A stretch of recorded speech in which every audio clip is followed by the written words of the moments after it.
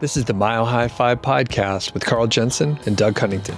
We have authentic conversations about the journey to FI, health, happiness, and some very odd tangents. We interview FI experts, side hustlers, people on their way to FI, and those who have reached the other side. Join us every week, and if you want the show notes and links and all that other stuff, head over to milehighfi.com. Hello, world. Welcome to the Mile High Fi podcast. I'm Carl Jensen with my co-host. I'm Doug Cunnington. And today we have a pretty interesting guest. We actually have a physician who has left his job. A lot of people in the fire community worry about the sunk cost. You've put all this education and time into your career, and it's difficult to leave that. So I've always thought that physicians epitomize that. I talk about sunk costs. You've been in medical school. What has more sunk cost than that? So we're going to talk about that. We're going to talk about his FI journey, and we're going to talk about effective altruism and how he gives back. So tell us who you are and what you do. Hi, I'm Leif Dahleen. I was an anesthesiologist for 13 years and finished that job up in 2019. And now I travel with my family. I document our journey on physicianonfire.com. And and we came to Colorado to visit some friends named Carl and Mindy. You might be familiar with them. Yes. Before we get into it, I'm going to tell a little story about the first two times I met Leif. The first time was way back. This must have been like 2016 or something like that. I was going up to visit J.L. Collins in Wisconsin, and I had never met you in real life. I think you were still anonymous at that point. That's correct. Yeah, but I knew you lived. You weren't far away from JL. So I'm like, hey, physician on fire, person from the internet, I'm going to visit JL.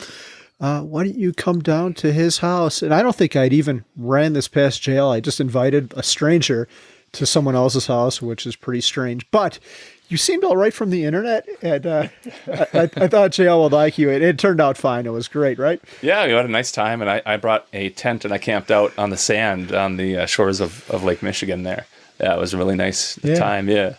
And then shortly after that, Leif is like, hey, if you're coming up to the Midwest, you should stay at our place. So we did just that. We all went up there, and I was a little bit nervous. I had known you a little bit, but still, like, what's going to happen there? And I remember one night you're like, yeah, I've got some people coming over. We're going to sample some beer and have a little party. And I don't know if I ever told you this, but I was a little bit nervous. I'm like, oh man, I just assumed that there were going to be a bunch of other doctors coming over to your house. I'm like, what the hell am I going to do? There's going to be a bunch of doctors talking about whatever shit doctors talk about. And I'm going to be sitting there in a corner, like staring at my shoes or something like that. But then it turned out it was just some dudes from the neighborhood, and it was all great. It was a fun evening, and I had nothing to worry about. Your wife made those, what are those pastries called? Poppins or puffins? Oh, popovers. Yeah. Yes. We had beer and popovers, and it was not a healthy night, but it was a good night. The popovers are awesome.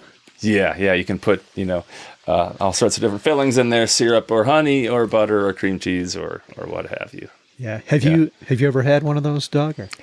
No, I don't think so. We were just in Acadia National Park, and there's a place on a lake there that's like known for, like, famous for the popovers. It's basically like an egg-based muffin that not really a muffin, but it's like an egg-based pastry. Okay. That's been pretty good. I have heard of, it's up in the same area, I think, pasties. Yeah. I thought it was pasties. And I thought pasties. Pasties. Have you had those? The UP.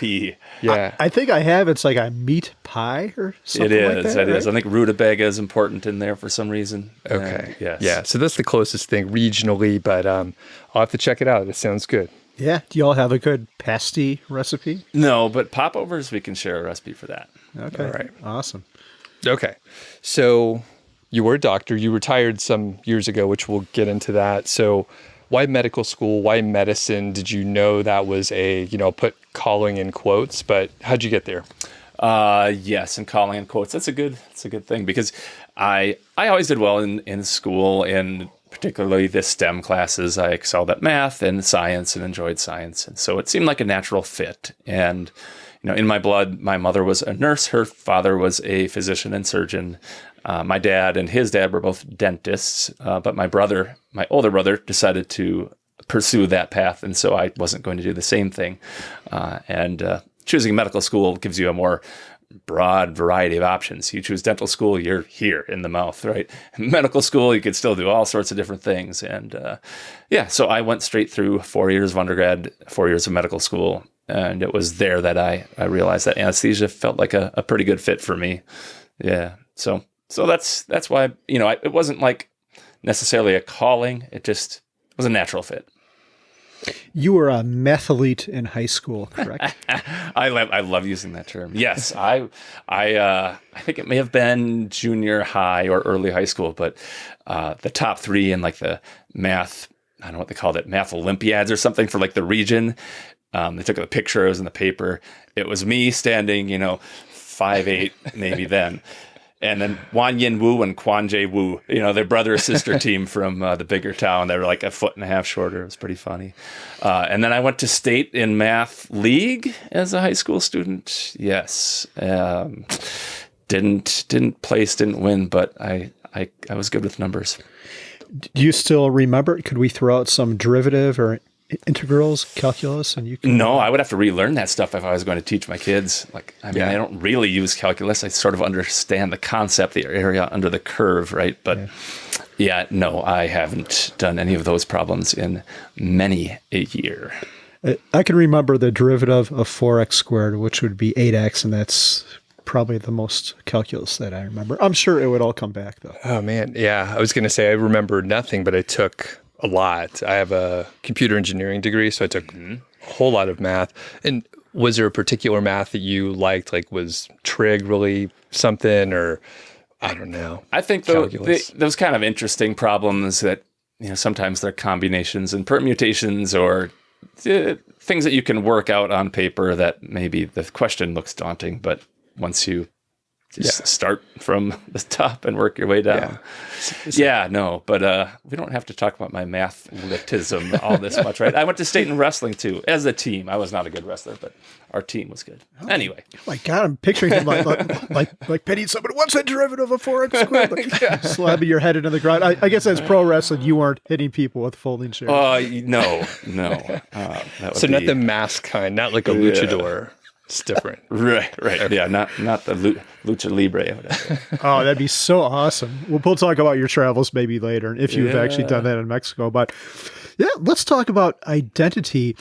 As I'm thinking about this question, do you remember our friend who's also a physician, Brian, who is, I think he was from Minnesota as well. I saw him at a meetup up there. He was in Iowa was where he practiced. Yes. He and I got together in Guanajuato, Mexico, actually, not that long ago. Yeah. Within the last year. He's a good guy. And I remember one of the conversations about him is he was talking about how he was talking about, I think, a specific, I don't know who it was, but it was some other physician he knew who had rented like a whole space to put his cars and to hang out and all this stuff. And someone living like, every dollar that's coming in, it sounded like was going out. And he was like, I don't really live like that. I'm the opposite. But I guess I've always had that image in my head of a physician as well. Like you're going to drive a big black Mercedes and have a fancy house and all that stuff. How about you? It doesn't seem like I saw your house. I stayed in there. If I didn't know you were a physician, I would never have guessed that. Do you identify as a physician, I guess? Or it's a weird question. Yeah. Are you asking for my pronouns? Right. Yes. Yes. No, I mean, it was my job. It was my career. I would go that far. It was a good career. And I never felt uncomfortable necessarily as a physician. I felt very comfortable and confident in what I did. And at the same time, once I left the hospital, took the scrubs off, I never left the hospital with the scrubs on. Some people do that. I think they want to be seen in public with their scrubs. Like, yeah, it's weird. I don't know.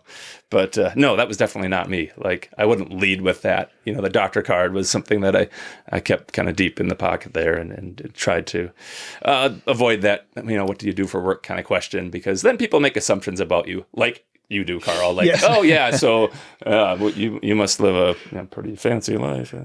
Nah. So, it was my job, and I certainly felt comfortable with it as a career. But that was not the maybe defining feature of who I am, who I was. Yeah. So you never took a personal helicopter to your cigarette boat on Lake Superior or anything like that? Right. No. With a bottle of Dom Perignon and Perignon, whatever.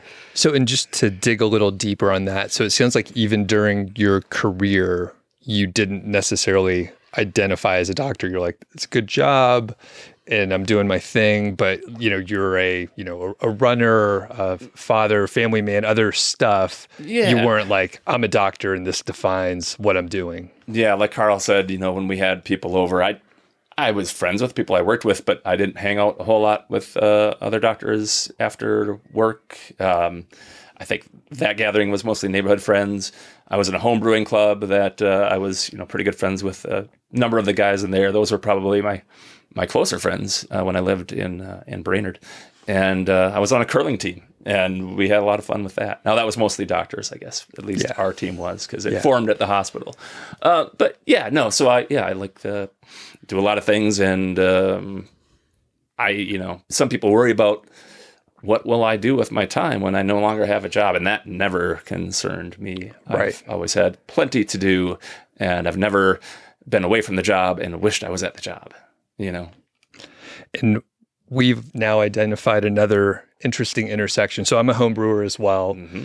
And a homebrew club is a great, it's a swath of just random different people. Mm-hmm. It's really a fun group because they like to drink usually. And then curling is the other. So I'm from Atlanta originally, but we lived in Bozeman for a few years. Uh-huh. And then we got into curling. My wife still plays in a league. There's a really nice facility that opened up in Lafayette around here. Nice. It's it's kind of a lifestyle, kind of like homebrewing. Some people do it all week long. It's a huge deal. You can if you want. Yeah. I was just on a recreational Tuesday night league. Okay. Yeah. It's another good drinking sport. I don't know how you're. There's a tradition where the winning team buys the losing team around. Yeah. You sit down at a table together after your match and have a beverage. So, yeah, it's a good sport. Yeah, Carl, you've talked about going. We will have to set it up before too long. For sure. I would love to go. I actually like to watch it on TV.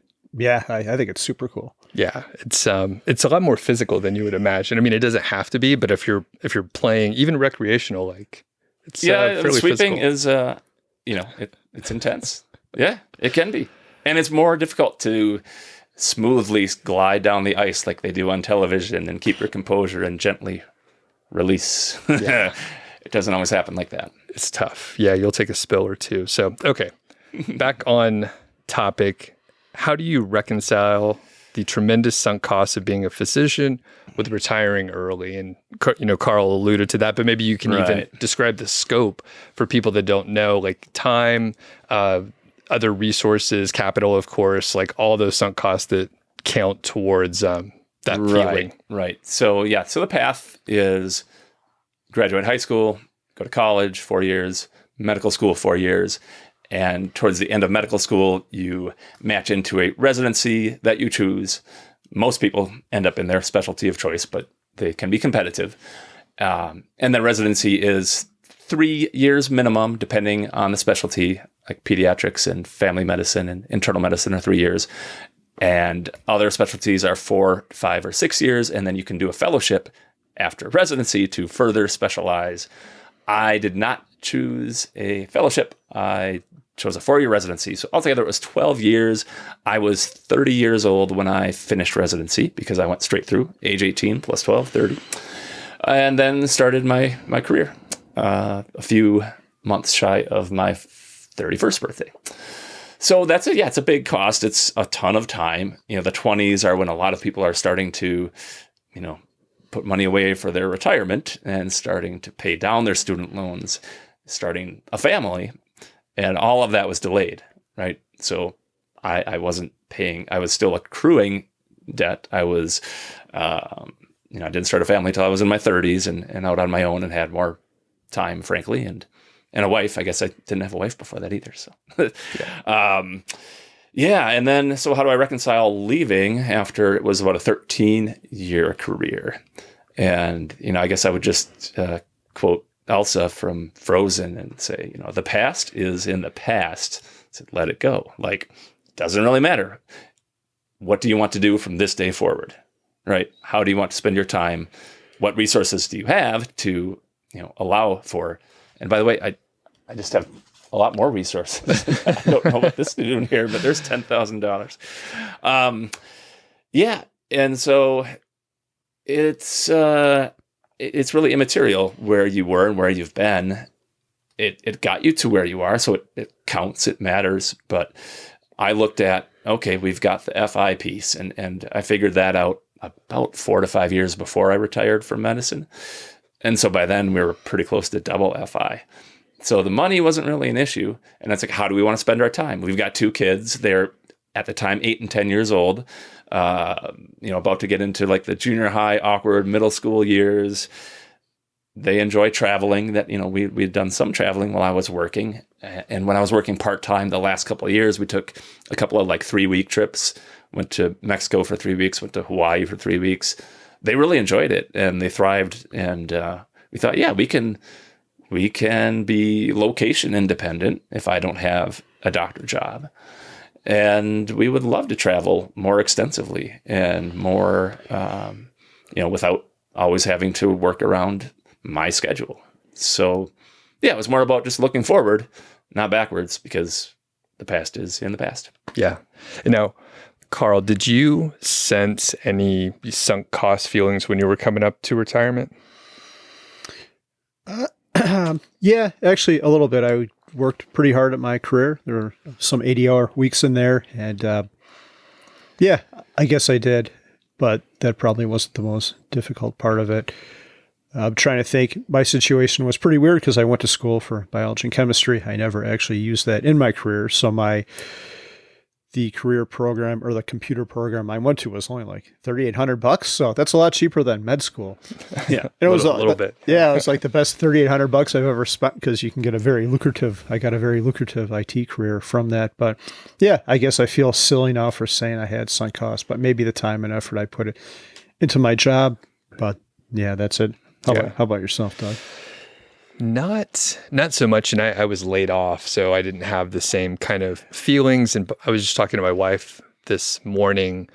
I didn't identify as a project manager so much. And over the course of, I would say, 3 years, I just slowly got away from that and just didn't define myself by the work that I was doing at all. Mm-hmm. So when they laid me off, it was great. I had no sunk cost feelings. I was like, great. I didn't even have to make that decision. Thank you. They kicked me out. Yeah. So then I just adopted this new, I don't know what I call myself now, maybe podcaster that fits for at least this format. Right. But yeah, it was pretty easy and I hardly used my engineering background at all, ever. So that's awesome. Yeah. Did you get unemployment after that since they booted you or?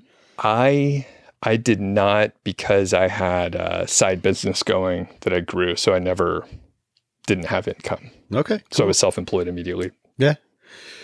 So Leif, one question I've asked you in the past, and this just came up yesterday again, is how hard it would be to go back to work. And it turns out for you, we don't have to go into all the details, but it would be very difficult at this point for you to go back to your job. So basically that means you're never going back and you're not going to be able to do your job again. Have you ever been called out? Because I actually have. I've been called selfish for quitting my job for a couple different reasons. Have you ever been called out on that? And do you think it's selfish at all not to either apply your skills or, I don't know. Yeah, that's a good question. Is it selfish? Yeah, a little bit. I'm doing what I want to do for me. Right. Okay. I'm looking out for number one. I've had the support of my family and my parents too before I, made this decision. And have I been called out? Definitely. Anytime, something I've written about early retirement shows up in a public forum where other doctors are hanging out, some of them get pretty upset. Like, oh, you took up a spot in residency and someone else could have gone to medical school and worked for 30 years. And I think other doctors in particular, but maybe other people too, seem to hold physicians to a different standard.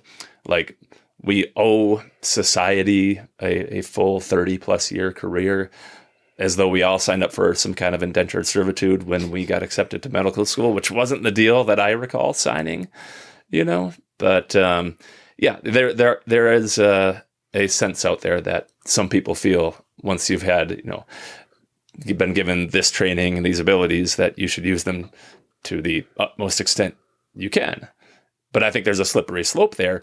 Okay, well, are you working? Oh, you're only working 40 to 50 hours a week. You could probably do 60 or 70. Couldn't you use your skills a little more?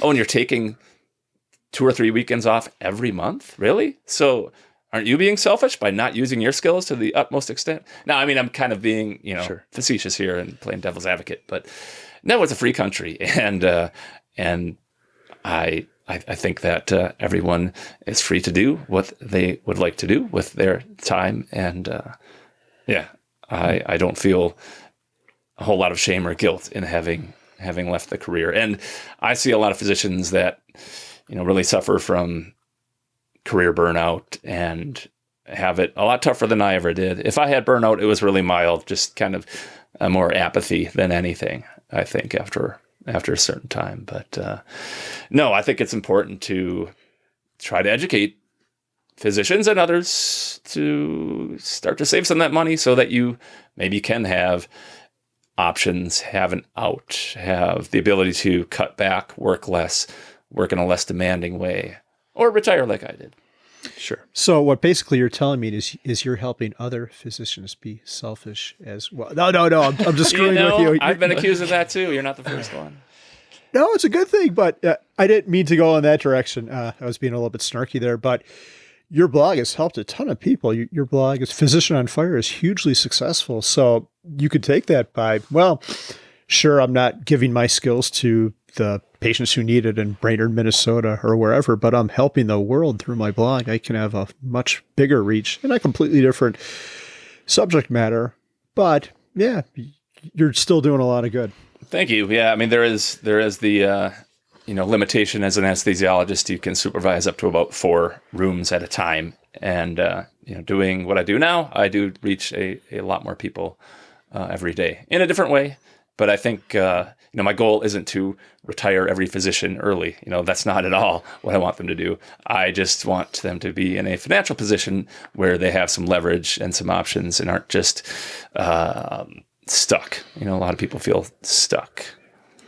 And the question's interesting just because I think if you take selfish to an extreme, it's bad, kids not sharing their toys or some kind of thing.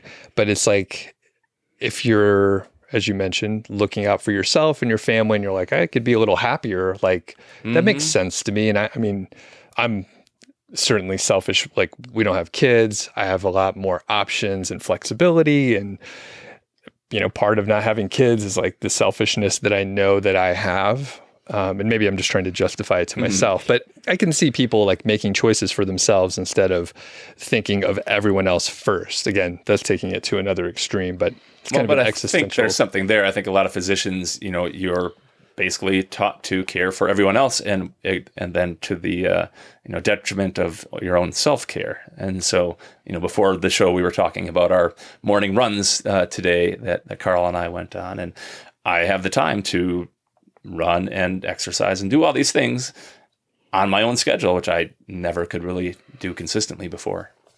Cool. Yeah, real quick, one follow-up is I've been called selfish because I'm not working and I'm not paying taxes. So you worked your butt off. I don't even, yeah. That is what I say too. And the other thing is, there's 2 other points I want to make. One you alluded to, but the first one is I'm using less resources. I'm not driving. I'm not using the public roads. I still pay property taxes, which fund the school for my children.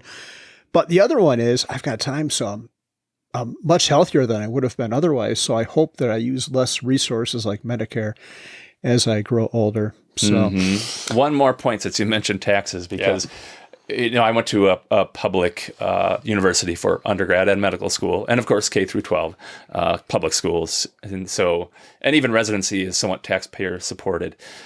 So that's an argument too. Oh, you owe back because the government puts you in that position. Okay, well, I did work for 13 years and I paid six figures in taxes every one of those years, probably $2 million altogether while I was working. I think I've paid back the few $1,000s that were maybe, supplementing my university education and all of that. So, yeah, I think that's another absurd argument, but I've heard it before. Yeah, and you rode your bicycle to work, so you weren't using the That's infrastructure right, as man. much as other I people. had my electrified bike that I learned how to do from you. Oh, yeah. Nice. Awesome. All right. Anything else career-wise that you want to mention before we move on to the FI and fire piece? No, I'm good. Let's keep it going. How did you discover fire? Do you remember the day and all that, and kind of walk us through how you arrived at I it? do. And I even wrote a blog post called Inception about this. But I was studying for a board exam, and it was kind of the bogus thing that they made us do. And I had, to kill time, I was just surfing the internet and found an article about our friend Pete, Mr. Money Mustache, in I believe it was Market Watch. And it just described how at 30 he realized he had enough money to cover his current expenses, and for the last 10 plus years at the time he hadn't held down a traditional job like he had, which was software engineering beforehand. And it went into the math behind it, the 4% rule of 25x. And I thought that was pretty amazing. I had never seen that sort of concept.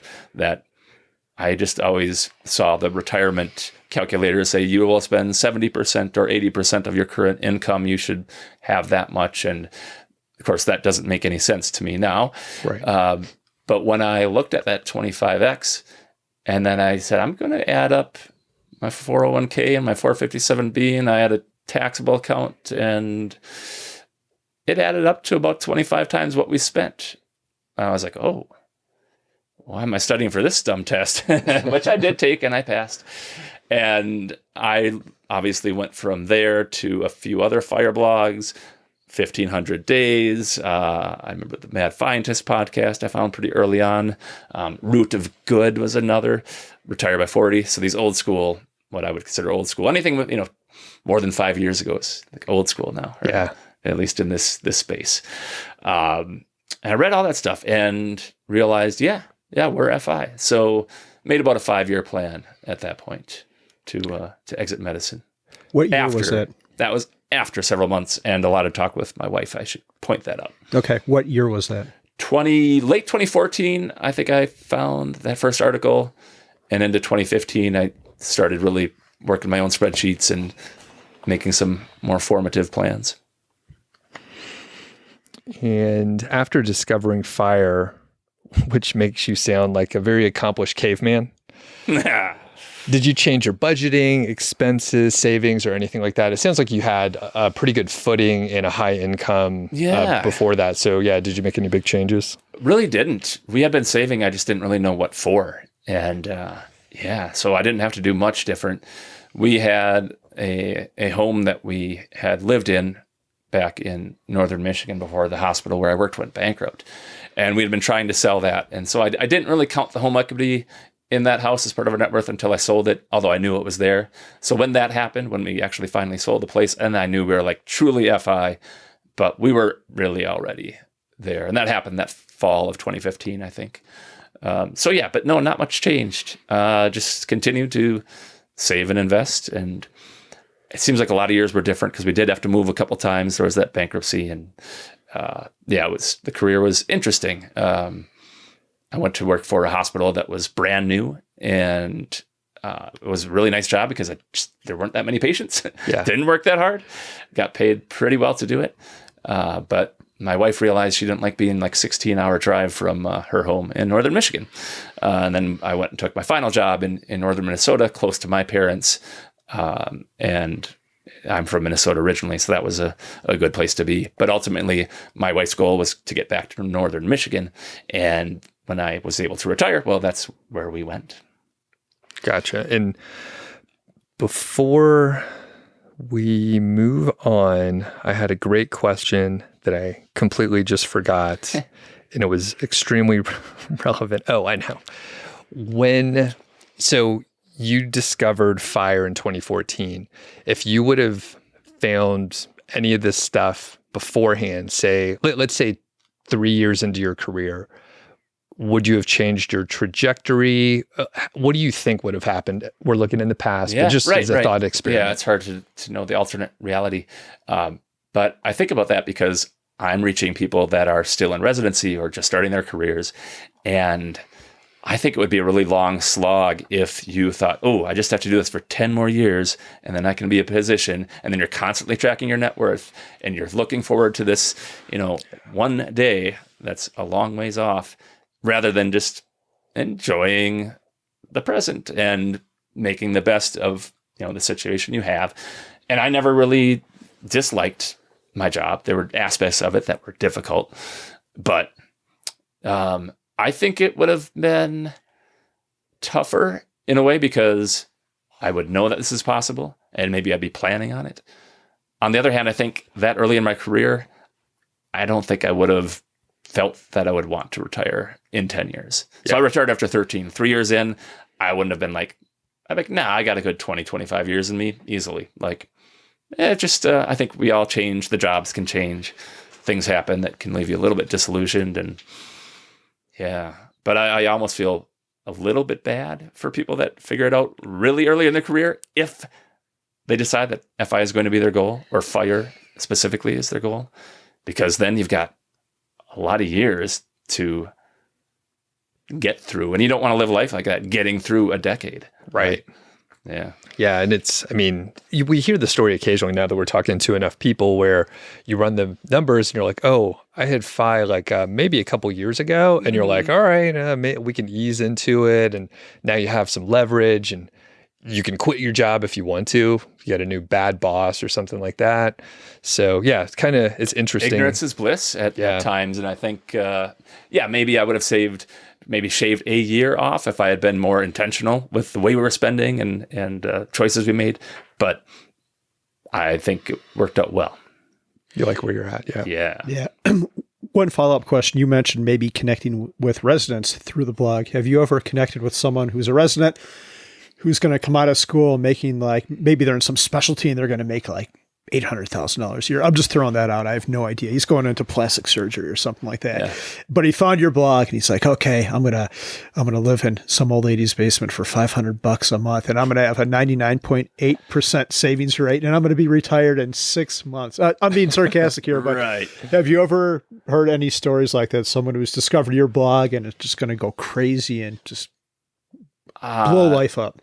I have an interview series where it's a written interview, but people write in and answer these questions. And one of the series is the post-FI notes. And one doctor, and I think he's married to a doctor, they're post-FI within 5 years of residency.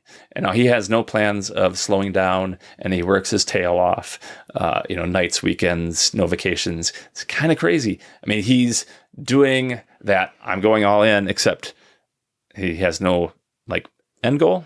And I'm not sure what the end goal is because they've already got plenty of money. It's interesting. I have not come across a story quite to the extreme that you're mentioning, but you don't have to do that either. If you're making, $500,000, $800,000 a year, and those are high end incomes for doctors. But like you say, in orthopedic surgery, plastic surgery, it's a number of different ways to do it. You can spend, let's say, $200,000 a year and pay your taxes of $250,000 a year and still have $350,000 left to invest if you're making $800K. So, it wouldn't take long, even if you were spending out what we would consider a lot of money. Yeah. Yeah. Doug, I have to tell you, I would very much like to make $800,000 a year, but I'd have to pretty much 1,000x my current income. So I've got a ways to go. I'm lucky that Mindy makes a little bit more than me. We have some savings, but yeah, that would be pretty cool. You could do it. We'll have to figure out how to monetize the podcast better, I think. Yeah. How can we go to 10 million subscribers a week? We'll talk after the podcast, but Leif, you alluded to a couple of questions ago how after you discovered FIRE, you had some pretty deep conversations with your wife. Can you tell us how that process went? Yes. I think I was reticent to say anything for at least a month or two until I really dug into the numbers and had my own spreadsheet with our net worth and projections if market returns were 0 or 2 or 4 or 6% and all of that. And then, of course, thinking, well, what would I do? What would we do? But eventually, I did say, dear, we can do life a little differently, and I don't know if I presented it with, we could move back to Northern Michigan, but that definitely was something that appealed to her, right? Whether that was her idea or mine, probably hers. Anyway, and she trusted me with the numbers. I mean, I know I sent her some articles, I think mostly from Mr. Money Mustache. So she would kind of be like, this isn't my cockamamie scheme. Like, there are other people doing this and it works. So she was on board and she loved the idea of slow travel, like we've talked about. Go out and spend a couple months here, a couple months there, and just be free. And that can be really good for the kids. I think to give them a exposure to a wide variety of cultures and languages and more, worldly experience. Yeah. Yeah. And this speaks to another thing that I know you well, maybe not super well, but I'm pretty sure that you and your wife have very similar value systems. And that's so important. If you would have discovered this and your partner has like 3 different luxury cars and is buying a new bag or purse or whatever the hell they call those every other month, she might have not been as accepting as this concept. She probably would have been the opposite. Like, no, buddy, you're going to keep working. I got to maintain what's going on. Right. here. And it wouldn't have been an option because we would not have been 5, right? If one person is spending massive amounts of money, well, you're never going to become FI unless you're making 2x massive amounts of money. So yeah, like we definitely have been on the same page, much more frugal than we need to be. We still are. Yeah. And that's, occasionally, not the best thing, but overall, a pretty darn good thing. You don't have to share this if you don't want to, but do you have any examples where you're like, we're being frugal here, but it would be easier, faster, more enjoyable if we did splurge a little bit? Anything come to mind? Just the other day we were in Denver and we went to the Museum of Nature and Science, really cool place. Mm-hmm. And it was getting kind of late in the evening. They were open till 9, but we were still adjusting to the time zone change because we live in Eastern time zone, 2-hour difference. And at 7:30, it's now 9:30, an hour past my kid's bedtime. And the buses and trains are all free for the month of August in Denver. So I'm waiting at a bus stop and like, yeah, it should be coming in the next 8 minutes, it says. And then we'll switch to the other. And then I was like, hold on a second. Uber now. And we're home in 15 minutes instead of 45. And it cost $12. And we got to ride in a Tesla, which my kids thought was cool. It's super cool. He put it on autopilot and he's like, yeah. That was pretty badass. Did you have to intervene at all? I'm a Tesla fan, so now I'm curious. Did it try to kill you at all? He would kind of wiggle the steering column occasionally, or like as you come to a light, if it's green, like he just like tap on the accelerators. So it would, so minimal intervention. Okay. Yeah, I know. There's plenty of stories where they're like, the car tried to kill me a couple times. Yeah. Drove in oncoming traffic. We got home safely. Nice. Yeah. Interesting. Yeah, that was the first time that we were in a Tesla a few weeks back, Uber as well, in San Diego. So there were, actually we took multiple trips that were in Tesla. So we're like, this is fantastic. Feels much nicer than my truck. That's a great example. And Carl and I have a lot of conversations like that where it's like, we're treating $20 like we did when we were in college instead of $20 like we should now. And sometimes it makes sense. And I know I like cut corners or try to save money in very dumb ways and then splurge in others. Beers, for example, I'm like, sure, I'll pay whatever, $15 for that specific beer. Yeah. But I don't know what other things I'm cutting back on. But yeah, it's interesting, the psychology of how we treat a certain amount of money, Yeah, definitely. And you're right, like $10 or $20 now, it's not going to make a real impact on our future. Whereas it felt like a lot of money in college, and it was. Yeah, exactly. Yeah. All right. And let's go beyond your wife, her family, your family. Any pushback from them? When did you present the ideas to them, or how did that come about? Yeah, it's kind of hard to remember, and I don't think I had any conversations with like her family about any of it. I think they were excited for us to come back to Northern Michigan. Yeah. So like no one was really going to question that. Perfect. And yeah, I think now my wife and kids were totally on board with our idea of what fire was going to look like for us. And then when was your last day of work, and what was it like? So it was August 12th, 2019. I worked a weekend call. So I worked the full week. So Monday morning through Friday at the hospital, and then on call through Monday morning. And it wasn't a super busy weekend, but I remember we had one simple OR case the evening before, maybe 7 or 8 p.m. And I think it was a finger or something. Wasn't memorable. Anyway, took care of it. And I kind of had a feeling like this is probably my last case in the OR, but it was just kind of like, okay.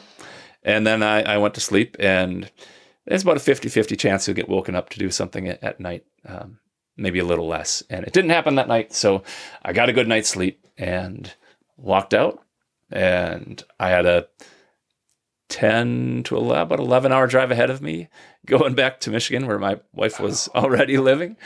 And my son's best friend from grade school, my son finished out the school year there. He was there waiting for me with his mom, and I drove him out so that he could spend a week with us in Michigan. And then his family came out and spent a few days. So I had company on the long drive, and it was it felt like a weight off my shoulders and just the start of something new. Yeah. Yeah. So something new. What has life been like since? What have you been up to? Yes, well, I've alluded to our travel plans. Of course, COVID scuttled quite a few of those, but we did start out in 2019, blissfully looking forward to 4 years of freedom before my older son would start high school, and we're now 3 years into that 4-year plan. And we did go to Mexico for a couple of months. Went to a city we love called Guanajuato, where we've spent I think a total of 3 months over the last 4 to 5 years. And then we spent a couple of weeks in Querétaro and also Mexico City, a couple of weeks. Really, really good trip, and saw a lot of cool stuff. Came back for the holidays, went to Spain for 2 months, Valencia, Barcelona, Madrid, and COVID was starting to rear its ugly head. And we had planned to come home early March, which we did. And then, of course, we did some domestic travel, spent a lot more time in Orlando than I care to admit, but we bought Universal Orlando passes and used them extensively. I believe my wife kept track at least how many days our kids went. We wouldn't always go with them, or if we did, it would be for an hour or two. But 40 days over the course of 15 months, they give us 3 extra bonus months. We went to, just more recently now, I think I wouldn't call the pandemic over, but it is less threatening, and we're all vaccinated and boosted. And so we spent some time in South America, went to Medellin for a week in Colombia. And just this spring, we took big trip, road trip out east, flew from Boston to Houston, saw the Space Center, so spent some beach time at Galveston, took a cruise down South America, Central America, Caribbean, ended in New York, spent a day in New York City, saw the Harry Potter and the Cursed Child show, went to Boston, saw the Blue Band Group, saw some family, went to Maine, hiked Acadia, Bar Harbor, all that, drove back through Canada. So that's, the slow travel stuff, right? We did a month in Europe to start the year too. That was interesting because COVID was very much an issue, and there were a lot of restrictions, but it also meant that not many people were traveling. So we went to the Vatican in Rome, and there was nobody there. We had literally the entire St. Peter's Basilica almost to ourselves. You just hang out with the Pope directly. Yeah, all right. And we actually did have an audience with the Pope. Now, there were a few hundred people there. Sure. But still, yes, you're in the room, and he's up there speaking, and people, different bishops, I suppose they are, come out and speak in all the different languages, including English. So that was pretty cool. We saw the Pope. Yeah. Speaking of stuff. Oh, sorry. No, go ahead. Speaking of languages, a lot of Spanish-speaking countries. Anyone in the family speak Spanish, or? No, señor, no mucho. We're trying. I think I have a 1,018-day streak on Duolingo doing at least a lesson every day Nice. in Spanish. And my kids have been using it pretty regularly. So we can recognize phrases and maybe read 2/3 to 3/4 of the words make sense now. But I am not fluent by any stretch. I would love to be, but in order to do that, I think we really need to be immersed and force ourselves to speak Spanish even to one another. But we go to these Spanish-speaking countries and meet fun people that are traveling too, like us, and speak English. And Yeah. but we can kind of get by and say what we want to say, but maybe not understand half of what comes back. It's challenging. So, Leif, we're going to go to an immersion school in either Spain or South America next summer. Y'all should join us.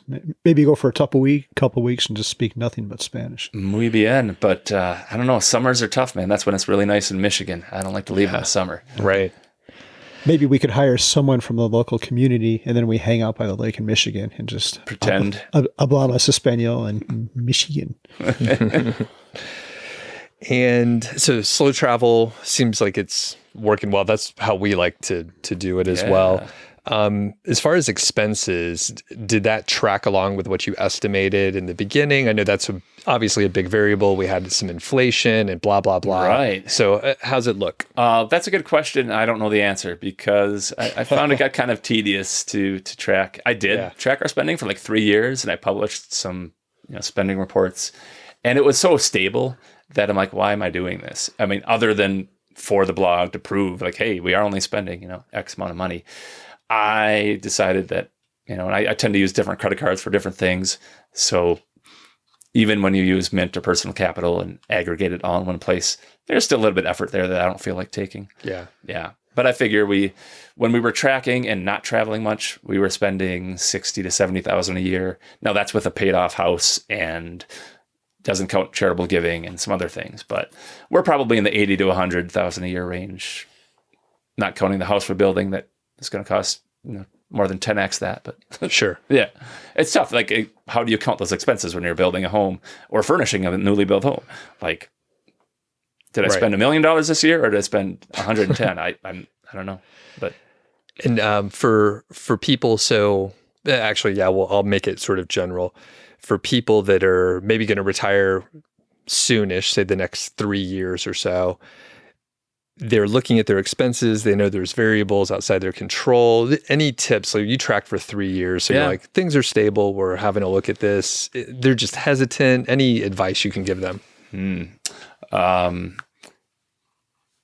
Advice as far as how to know what you're spending or how to cut back on what you're spending? I'm not quite sure what we're looking for. I don't know either. That's a good clarification. Usually I just throw it over and hope the interviewee is better and better than me. guests actually probably just take it where they want to take it. But So no, that's a good clarification. So I'm thinking more like psychologically, maybe a little tactical, because you did track for 3 years, you said, and looks stable. I think we're good. 3 years is a lot of fucking data. Mm-hmm. You can move forward with that. So any suggestions on, how to approach it? We're assuming like they have their finances under control and it's like a 1-year syndrome kind of thing. Mm-hmm. Yeah. I think I would still, what we did is we oversaved and we worked longer than I needed to. And that allowed for future changes. And I think that you might be okay spending a modest amount of money right now in your current life. And maybe you have for 5 or 10 years. But maybe when you retire, you might travel a lot more. You might meet people that invite you out to dinners and things that cost more money, or you might end up in a premium curling league that you have to buy a really nice broom and the shoes with a slider and all of that. I guess my advice would be to plan on spending more than you think. And now inflation has reared its ugly head, and we are spending more than we planned. Spending, $3 or $4 for a dozen eggs or a gallon of milk, which used to cost $1 or $2, right? So, I think be flexible And the more flexibility you have, if your budget is 150,000 a year, but you could live on 80 or 90, well, then you're really well suited to go ahead and live without the job because you can cut back. But if your baseline budget is we're spending 55,000 a year, and we've kind of done all the hacks to get down to that level, well, then what do you do when life throws a curveball and now you need to spend more money, but maybe you're no longer abiding by a 4% rule and the market has gone down and this is poor sequence of returns, and now, well, maybe you can go back to work. Maybe you have options. Just have options. Have plan B, have contingency plans in place. Yeah. All right. What was it like going from being very busy, I assume you were pretty busy, to not having as many obligations? Any issues with that? No, it was great. That was fantastic. I found it very liberating to just be able to wake up without an alarm clock, and not to have to check a work email and all of that. But no, certainly no difficulties. It was wonderful. And then when did you start the blog? I'm showing my ignorance. I have not read your blog. I'm sorry. But yeah, when did you start it, and how was that? Yeah, that's a good question. And that really colors my whole fire experience because, a blog can become a business, and it has. I started writing in early 2016. So there was about 3.5 years of overlap where I was working and blogging.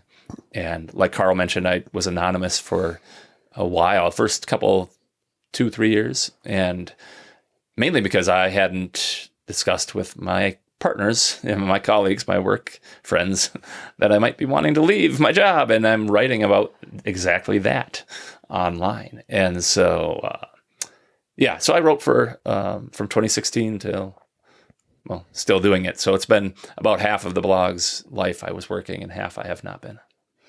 And your appearance on my blog when you were still anonymous led someone to finding you and figuring out who you were. Oh, yeah, that was weird. Remember that? Yeah, one of my homebrewing club friends, and I was only 6 months into blogging, and I think I was pretty vague with my answers, and someone would have to know me really well and be reading 1500days.com. Wow. Small audience. That happened. Yeah. Yeah, and we met him too. I remember he gave us some good mead. Guy. Yeah. He's a great mead maker. He's won awards. Awesome. Josh. Yep. Okay. Well, I think we've covered the next question already, so let's go straight to the last one. We'd like to hear your thoughts on the fire community. You've been in this community for a long time. You're one of the OGs now. What changes have you seen? And then we have a follow-up question to that. Yeah, what changes? I feel like we've kind of gone in some different directions. You have different flavors of fire now with, lean fire and which is low budget. Fat fire is more my style. There's coast fire, barista fire, all these, different, like I said, flavors, I guess. And I also feel like the blogging community, I think we used to comment on each other's work a lot more. And I think that is probably because there were blogs and that was about it. Now there are blogs, there are Instagram, personalities, there are YouTube channels, there are TikTokers. There is just a wider variety of ways. There are podcasts and video versions of them. So yeah, it's grown in a good way, but it also, I don't know, we've kind of all gone our own direction with it too. One thing that I've seen that I think is pretty nice is when everything started, I remember going to the first FinCon back in 2013, which is a conference for bloggers, and there were a lot of FI people there. It was all a bunch of Pete clones, including myself. And Pete's a great person, but there was a lot of software engineers who wrote code and were extremely frugal. And now the community is much more diverse in so many ways. And, yes. and I think that's great because this shouldn't be just for a bunch of dudes writing code in their basement. Yeah, absolutely. Yeah, for sure. What do you think about the future of fire? Where do you see this all going? Well, one thing I think that we've been figuring out as, some of us have been post-job for 5-10 years, that you're always going to be wanting to do something productive in some way, shape, or form. Again, doesn't have to make money, doesn't have to look like a job. But yeah, Carl, you said people call you selfish. And I said, you're busy as hell. And I mean, you're remodeling the home you're living in, another one down the street. You've got your blog, you've got this podcast and show. You've got a couple of preteens, as I do, a couple of kids that are busy and all, and require a lot, and lots of other things going on. You've got the headquarters, MMM HQ downtown, all kinds of stuff going on. So all these different ways to fill your time, and some of them obviously do create some income. And I think most of us never planned on retiring to the beach and the golf course and any of that, but that's maybe the caricature of what we're trying to accomplish. And so I think just the realization that even if I retired from medicine, well, but I'm still blogging, so I'm not retired, and I don't feel retired. I feel semi-retired. It's a lot different, the life I have right now than what it used to be. But and if I were to stop blogging, I'm sure I would pick something else up, something that makes me feel productive and occupies my time. Yeah, retirement is a horrible word. When people ask me what I do, I always tell them I still work. It's just not in the conventional manner that you have stereotyped in your brain. Mm-hmm. Yeah, now you work to promote DeKalb seed. Yeah. Do they pay you, by the way? They do not pay me. These hats were just very cheap. I went to Northern Illinois University, and there was a bookstore that sold these for like $5.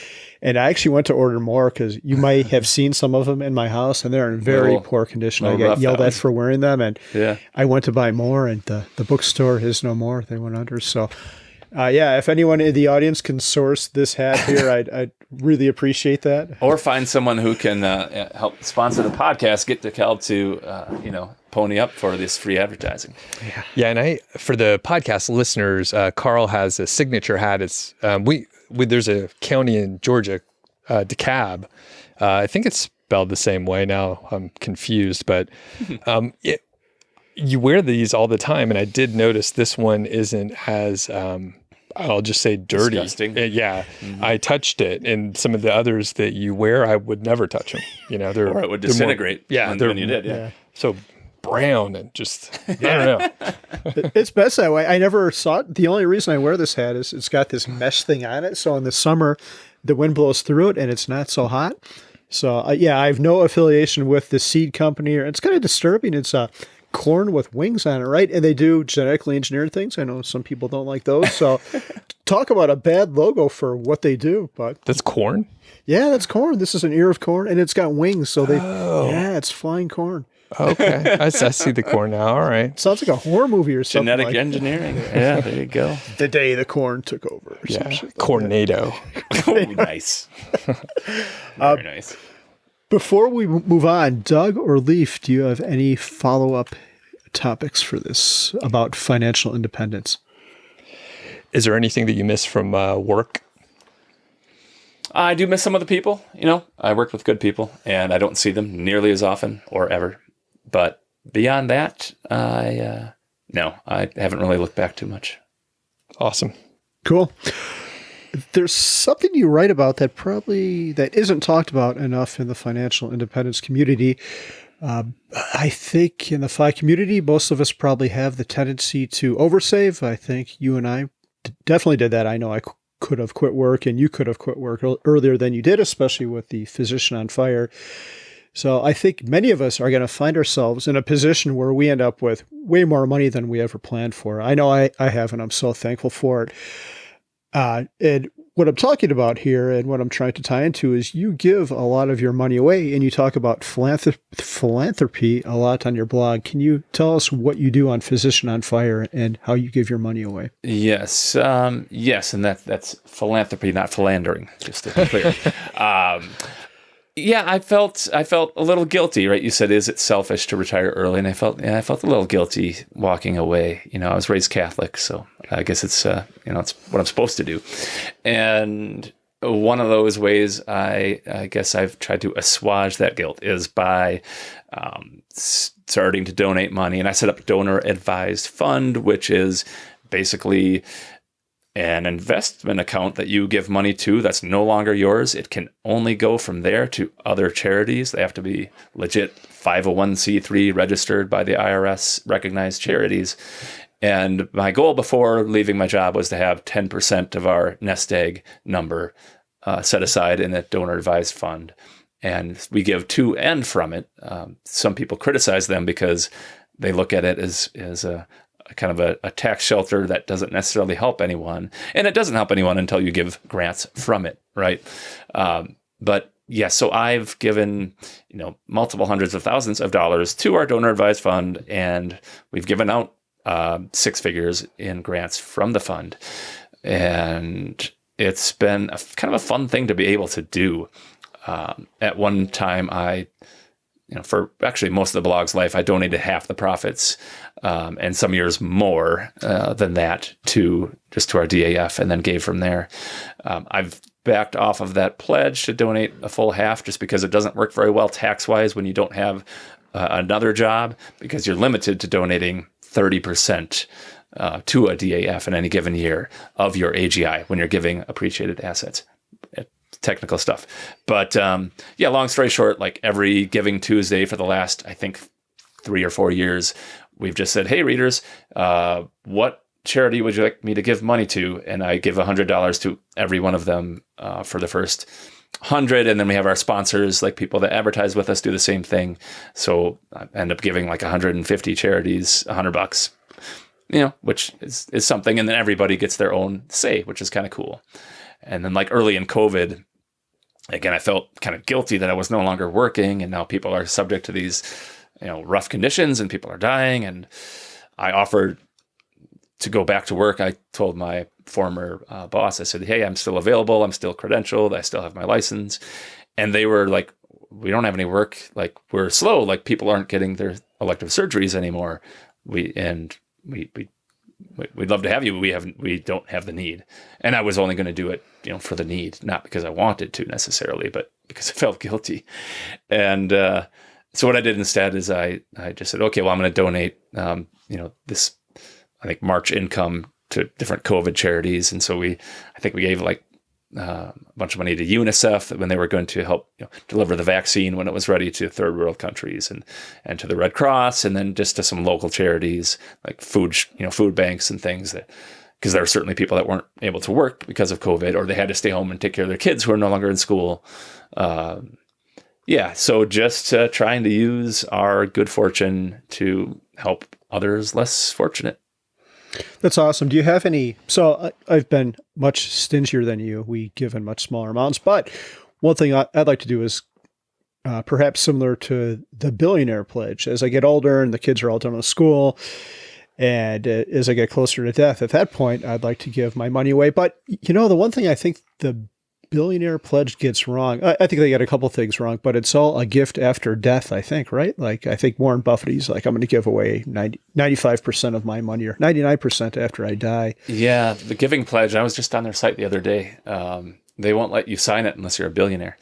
But I don't know if it's a requirement that you give it away after death. I think it is. I think you can give away during your lifetime or at death.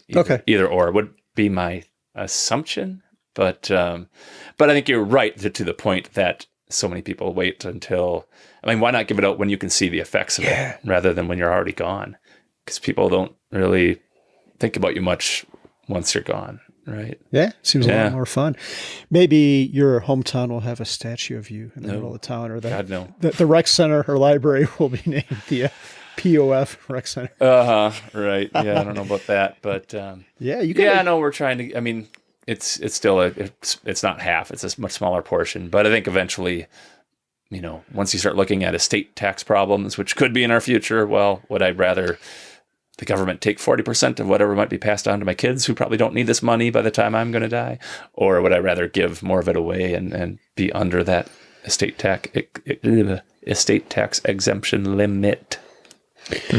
You got to bump up your game, so you can get on that, so you can sign that billionaire. Yeah. So I think another like 200x, I'll be there. Okay. So I've got one side question, which isn't really related to giving to charity, but it's about giving to your kids. I had someone comment on my blog, and he had a pretty interesting comment. He's like, I've got a lot of money. I've got way more than I need, and I'm still young, and my kids are young. They just got out of college. So he's like, I could do one of two things. I could wait till I die and give my kids all that money, but by then it's probably going to be a diminishing return at that point. They'll have already made it. Hopefully I'm old they're going to be like 50 or 60 by then.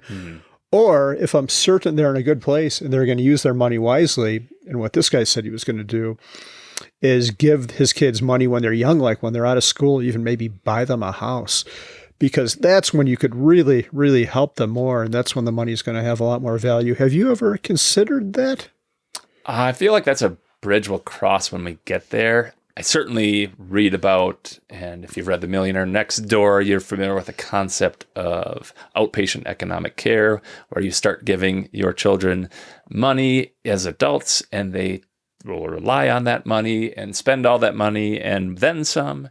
But again, what you're describing is, well, you know the kids are in a good place, you trust them to use it wisely, but trust fund babies that have this money coming constantly tend not to be the best stewards of that money. Yep. And so I do know my friend, the white coat investor, Jim Dolly, he has a 20s fund for his kids.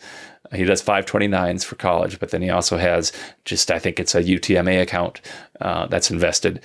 And he says that's money I want them to have in their early to mid 20s that they can use to, whether it's further their education or make a down payment on a house, or just to help kind of get through life when you don't have much when you're young. And I think if you've raised your kids in a way that they respect money and know that this isn't going to be an ongoing thing for the next 30 years, like this isn't an unlimited supply, I think there's nothing wrong with giving them a bolus of money. You'd have to be a little careful, like buying them a house, because then if you pay for it, but it's their house, then you are lowering your future estate tax exemption, because you're gifting more than the $16,000 you can each gift to a child. Interesting. Yeah. I have no horse in this race with no kids and no plans on having kids. Right. I think a lot of people that I talk to that have retired earlier, they're on the path, they feel a great sense of accomplishment by struggling and like paid for your own school or whatever. There's a handful of things, but the struggle is like where you get something out of it, And are you robbing your kids by you're like, here's whatever, $500K for a house. Like that's a big fucking thing, right? Big thing. And that I probably would not be doing. But to kind of play off that, I think you also seem to get some disrespect if you didn't do all those things. If you didn't pay your whole way through, it's like, oh yeah, but he inherited $100,000, or his parents paid for college, or stuff like that. And it's like, well, yeah, but then they had a dead parent when they were young, or their parents cared and were able to help give them a head start. I don't think that's a bad thing. We shouldn't look down on the individual for that. That's always interesting. And no, I have not inherited any money. My parents did help pay for some college. I had student loan debt, but not as bad as some other doctors. Anyway, gotcha. I don't apologize for any of it. Right. That's a good answer. Yeah, I'm looking for an excuse to talk down on people. So you did let me out on that one. Yeah. That was a good answer, Leif. Any thoughts on that, Carl? Because you're going to be in that position potentially too. So any thoughts? I bring up that kind of topic occasionally. So specifically, what was your question? Can you? Like you've probably felt a lot of accomplishment by being able to retire early. You worked hard. You changed careers. Like you had a struggle. Like it wasn't just handed to you. So in this conversation, maybe someone buys a house for their kid. Yeah. So one thing my mom always said when I was growing up is she's like, you are going to go to school. Like, we're going to make sure you go to college. But what she never said is we're going to pay for it. And it was because they couldn't. They had no money. So what that translated to is they would figure out how to get me a bunch of loans, which is fine. They couldn't pay for it. But because I was paying for it, I'm like, I better go for something that I could get a good job at. I'm not going to major in. And I think if I want to back up a second. People are going to get pissed off. I know some people who have majored in communications and they're killing it, but it's because they are they're smart people and they figure shit out. But I'm like, I'm going to do something that I know has a direct path to making money. I'm not going to major in anything I think is wishy-washy at all. So were you implying communications was the one that is what? Just want to. If you're a communication major, please send hate mail to. Yeah, it's to Carl. You'll know how specifically. With that degree, you'll be able to figure out how to email him. Yeah. So. No, one of the most successful people I know is a communications major, and she's killing it. I actually know a second one, who I just met last week, who started his own company, and maybe some of the skills they learned in that, but it's not going to guarantee you success like engineering or accounting, where if you do well and you can graduate, you can actually get a degree. You don't even have to do well. If you can just get an accounting degree and pass your CPA or come out with an engineering degree, there are going to be people fighting to hire you. And that's what I wanted. And having to pay for it myself made me lean more towards that. So yeah, I appreciate the struggle. And this is a crazy story, but I remember like it was yesterday. Through college, I had no money. I had to support myself on $3.35 an hour. So I would buy these big things of spaghetti and spaghetti sauce and eat that like shit. I probably caused myself health problems by only eating spaghetti for like 5 or 6 days a week. I never bought meat. And I remember I got my first paycheck from college, and the first thing I bought was a pound of ground beef from the Jewel. That was the local Chicagoland grocery store. And I remember it was like $3 before taxes, and I went home and made a sloppy Joe sandwich. I'm like, this is so awesome. I actually have money for the first time in my life. It's glorious. So yes, the struggle is worth it. Yeah, I appreciate the struggle. So I don't know how to reconcile me wanting to help my kids versus, and the other thing is I could buy them a house and they get a shitty spouse and the spouse tries to take the house. And clearly I have not thought this through yet, but I would like to help them if I could, if I know they're good individuals, and if I know it won't screw them up or take away their work ethic. So it's a balancing act.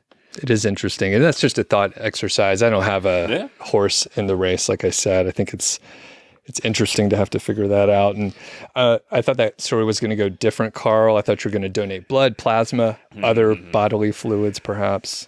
It probably could have. If I would have had better genetics, there's certain body fluids perhaps I could have donated. But yeah, was that a thing back then? It probably was, but it sounds like a great side hustle for college. And by the way, if you haven't figured it out, we're talking about a sperm donation. Bringing it home. Yeah, all right. That shut down the conversation. Leif, is there anything to bring it back? Leif, is there anything you would like to tell the audience or any kind of encouragement you would like to say about giving back? I would mention that I've never donated sperm. I did donate bone marrow for money in college, and they pulled it out of like the lower back, but the pelvic bones, and it was really interesting. It was much quicker than donating plasma.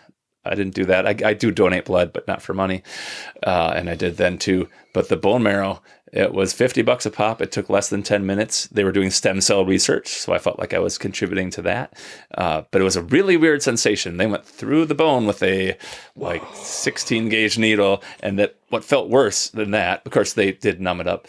But then when they start to pull the plunger on that syringe to suck out the bone marrow, you could really feel that negative pressure inside the bone. It was like kind of like, whoa, like the opposite of being crushed, but like from the inside, it was, I'd be like, slow down a little, ease up on that syringe plunger. And yeah, I did that 5 or 6 times. Wow. $300 with compound interest. What are we looking at? I know. $3,000 now. That's all they paid you? 50? I thought it would have been like $250 a shot or something. But yeah. Man. All right. That's all I got. Okay. All right. Cool. All right. So we'll start wrapping it down here. So who would you describe as successful, and follow up, have your views on success changed over the years? Oh, I think success is in the eye of the beholder. Like I'm many people are successful. I wouldn't point to one individual or one group of individuals. You know, if you're reaching your goals and you're relatively happy in your life and you're not screwing other people over, then I think you're living successfully. So I've never really been one to hold people on a pinnacle. So I guess I don't know that I can answer the follow-up question all that well. Cool. Live and let live, Yeah. How would you describe your perfect day? And you can give a couple, because I know slow travel, maybe it's comfortable to be at home or something like that. But yeah, what are What are some things you like to do in your day? Yeah. I mean, even this the last few days are kind of representative of what I look at as kind of a perfect normal day. Like maybe not like the perfect day. Well, I go to the Super Bowl and the Vikings win, and but as far as like your day to day, wake up, get some exercise in, see my kids, and maybe do a little work on the blog or whatever. Hang out with friends, socialize, and we've been out to local breweries and had people over to the Jensen house, and got to meet you out earlier this week. It's just been like a mix of exercise, personal development, like my daily Duolingo, my daily push-ups and sit-ups and runs and whatnot, a little bit of education, a little bit of work, a little bit of actually a lot of bit of socializing, and And then, I mean, if you wanted to go the other direction with like the ultimate, perfect, most amazing day, okay, we, let's see, I don't know, have filet mignon for lunch and lobster for dinner. The Vikings win the Super Bowl. And all these things are not going to happen in one day. Sure. Those first two things might happen, but the Vikings winning the Super Bowl, it's not happened yet, and it probably never will. Hopefully in your lifetime. Yeah. Hopefully.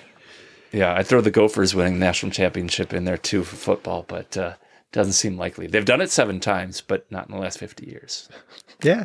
And for those who are listening, Leif has been staying in my basement. Leif and his family are in my finished basement for the past couple of days. So I always like to look how people live. And I noticed I woke up pretty early this morning, but Race was already up, your wife, and you were doing sit-ups like in my living room. I'm like, oh, that's interesting. And then y'all went out for a run. It turns out I was going out for a run too, but I like to see your balance. I see the kids on devices a lot, but then I look at what they're doing and they're reading a book. So they're not screwing around on social media. And then they had, you've got a good mix of work and having fun.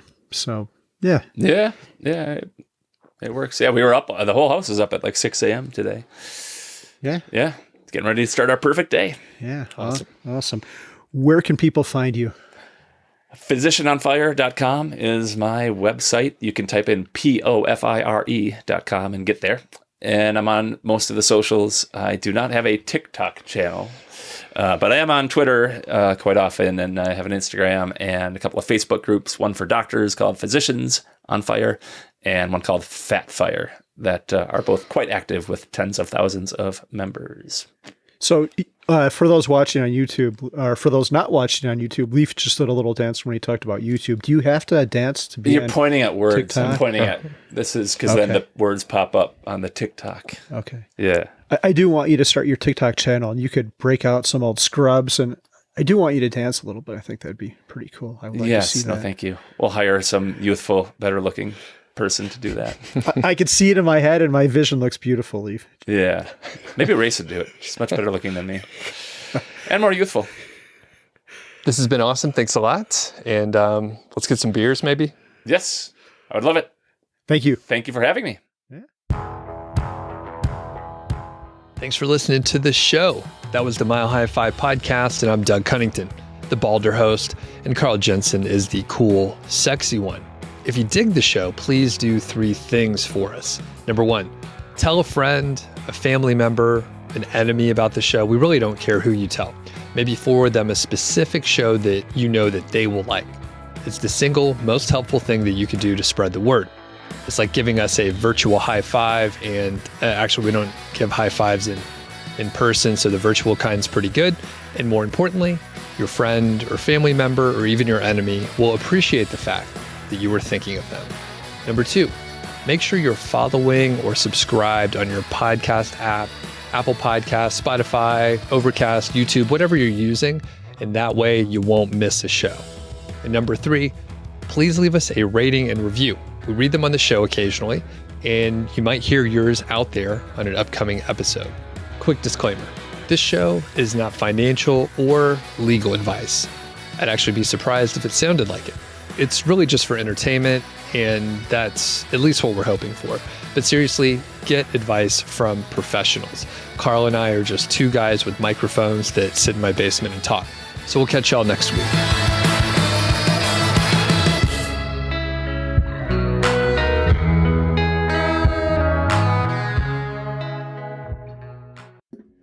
So Leif, you went for a run today. Are you a big runner?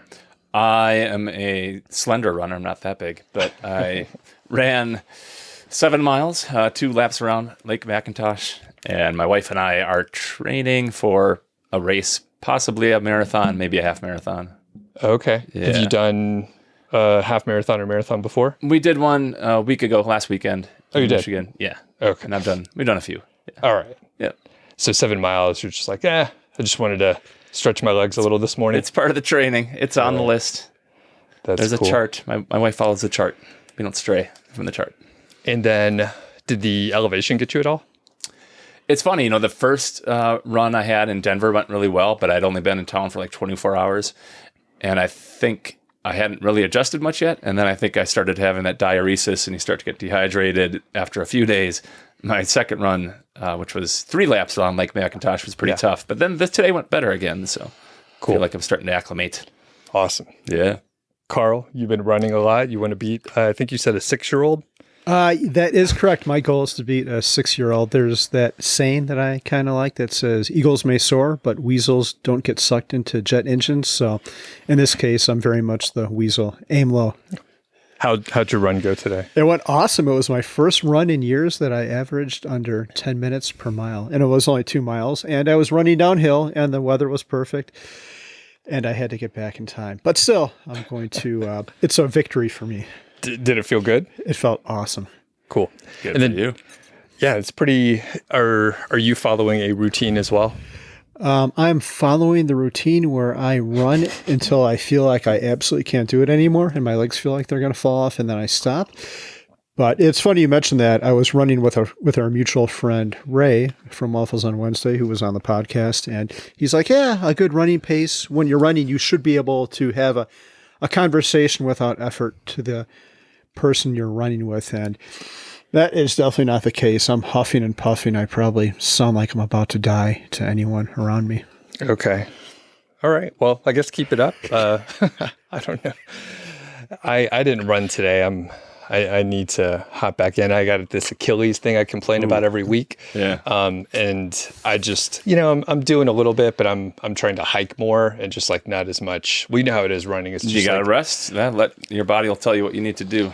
and it's like injury management training Yes. for a race or whatever. So, all right. But I get to hear y'all's stories, and that's good enough for me for today.